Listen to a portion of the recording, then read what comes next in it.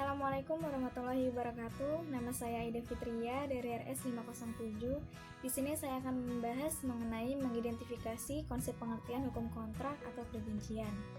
Hukum kontrak merupakan terjemahan dari bahasa Inggris yaitu contract of law. Menurut Michael D. Bayliss, mengartikan hukum kontrak adalah sebagai aturan hukum yang berkaitan dengan pelaksanaan perjanjian atau persetujuan.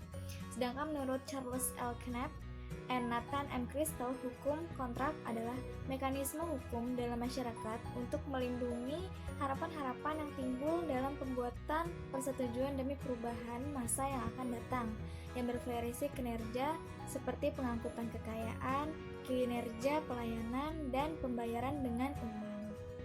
Definisi lain berpendapat bahwa hukum kontrak adalah rangkaian kaidah-kaidah hukum yang mengatur berbagai persetujuan dan ikatan antara warga-warga hukum. Selanjutnya, perjanjian. Perjanjian adalah suatu perbuatan dengan satu orang atau lebih untuk mengikatkan dirinya terhadap satu orang atau lebih lainnya.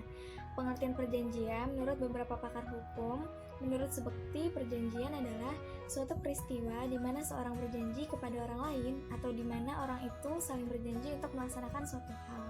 Selanjutnya, Abdul Qadir Muhammad merumuskan perjanjian sebagai suatu persetujuan dengan mana dua orang atau lebih saling mengikatkan diri untuk melaksanakan suatu hal mengenai harta kekayaan. Hal mendasar perbedaan pengertian kontrak dan perjanjian yaitu kontrak merupakan suatu perjanjian yang dibuat secara tertulis, sedangkan perjanjian merupakan semua bentuk hubungan antara dua pihak di mana pihak yang satu berjanji kepada pihak yang lain untuk melakukan suatu hal. Dari berbagai definisi di atas, dapat dikemukakan unsur-unsur yang tercantum dalam hukum kontrak sebagaimana dikemukakan berikut ini. Yang pertama, adanya kaidah. Konsep-konsep hukum ini berasal dari hukum adat. Dan yang kedua, subjek hukum. Yang menjadi subjek hukum dalam hukum kontrak adalah kreditur dan debitur. Yang ketiga, adanya prestasi. Prestasi terdiri dari memberikan sesuatu, berbuat sesuatu, dan tidak berbuat sesuatu. Nah, yang keempat, adanya akibat hukum. Setiap perjanjian yang dibuat oleh para pihak akan menimbulkan akibat hukum. Akibat hukum adalah timbulnya hak dan kewajiban. Hak adalah suatu kenikmatan dan kewajiban adalah suatu beban. Assalamualaikum warahmatullahi wabarakatuh. Nama saya Anita Rahayu. Di sini saya akan menjelaskan tentang prestasi dan wan prestasi. Apa itu prestasi dan wan prestasi? Prestasi adalah pelaksanaan dari isi kontrak yang telah diperjanjikan menurut tata cara yang telah disepakati bersama.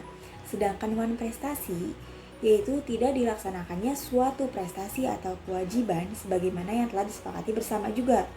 Nah, sedangkan di wan prestasi ini ada 3 bentuk. Yang pertama, tidak memenuhi prestasi.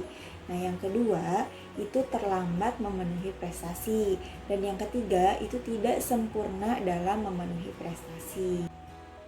Nah, di sini bentuk prestasi itu ada 3. Yang pertama itu memberi sesuatu, yang kedua itu berbuat sesuatu, dan yang ketiga tidak berbuat sesuatu. Untuk memberi sesuatu, itu contohnya dalam jual beli. Nah, yang kedua itu dalam berbuat sesuatu. Misalkan kita ada perjanjian untuk mendirikan sebuah perusahaan. Nah, yang ketiga itu tidak berbuat sesuatu. Contohnya ada perjanjian untuk tidak mendirikan sebuah perusahaan yang sama. Selanjutnya, saya akan menjelaskan tentang asas-asas hukum kontrak bisnis. Yang pertama, asas kebebasan berkontrak, yaitu asas yang memberikan kebebasan kepada pihak untuk membuat atau tidak membuat perjanjian, mengadakan perjanjian dengan siapapun, menentukan isi perjanjian, pelaksanaan persyaratannya, dan menentukan bentuk perjanjian yaitu lisan atau tulisan. Asas tersebut termuat dalam KUH Perdata pasal 1338 ayat 1 yang berbunyi, semua perjanjian yang dibuat secara sah berlaku sebagai undang-undang bagi mereka yang membuatnya. Kedua, asas konsensualisme merupakan asas yang menyatakan bahwa perjanjian pada umumnya tidak diadakan secara formal, tetapi cukup dengan adanya kesepakatan antara kedua belah pihak.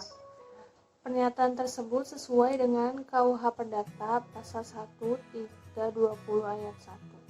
Dalam pasal ini disebutkan bahwa salah satu syarat sah perjanjian yaitu adanya kesepakatan antara kedua belah pihak. Yang ketiga, asas pacta sunt servanda atau asas kepastian hukum. Asas ini merupakan asas bahwa hakim atau pihak ketiga harus menghormati substansi kontrak yang sudah dibuat oleh para pihak, sebagaimana layaknya undang-undang. Asas tersebut dapat disimpulkan dalam pasal 1338 ayat 1 KUH Perdata, yaitu perjanjian yang dibuat secara sah berlaku sebagai undang-undang. Yang keempat, asas itikat baik, yaitu pihak kreditur dan debitur harus melaksanakan substansi kontrak berdasarkan kepercayaan dari para pihak. Asas itikat baik dapat disimpulkan dalam pasal 1338 ayat 3 KUH Perdata, yaitu perjanjian harus dilaksanakan dengan itikat baik. Assalamualaikum warahmatullahi wabarakatuh. Nama saya Nursalama Alfaris. Saya akan melanjutkan materi yang telah disampaikan oleh Saudari Novi, membahas tentang hukum perjanjian. Nomor kelima, asas kepribadian atau personalitas. Ada dua KUHP yang tercantum pada asas ini. Pertama, pasal 1315 KUHP yang berbunyi, pada umumnya seseorang tidak dapat mengadakan perikatan atau perjanjian selain untuk dirinya sendiri. Inti ketentuan ini, jika seseorang mengadakan suatu perjanjian hanya untuk dirinya sendiri.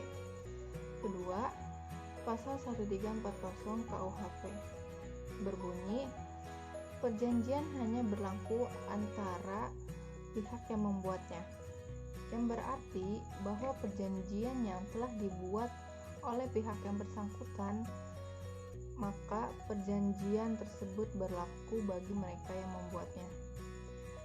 Tetapi adanya pengecualian pada kedua KUHP tersebut, sehingga adanya pasal 1317 KUHP yang intinya pasal ini mengkonstruksikan bahwa seseorang dapat mengadakan perjanjian untuk kepentingan pihak ketiga, tetapi dengan adanya syarat yang ditentukan.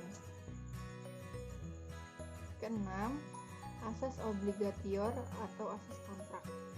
Bahwasannya asas ini keterikatan antara pihak yang telah membuat perjanjian, tetapi dibuatnya asas ini karena timbulnya adanya hak dan kewajiban semata-mata.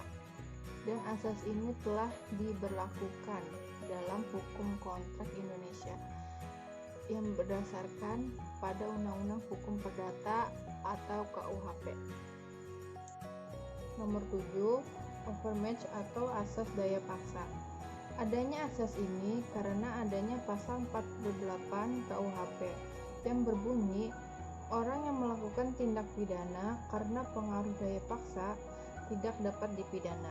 Dari KUHP tersebut, maka dibenarkan setiap kejadian yang tak terduga dan terjadi di luar kemampuannya sehingga terbebas dari keharusan membayar ganti rugi atau dapat diputuskan terlepas dari tuntutan.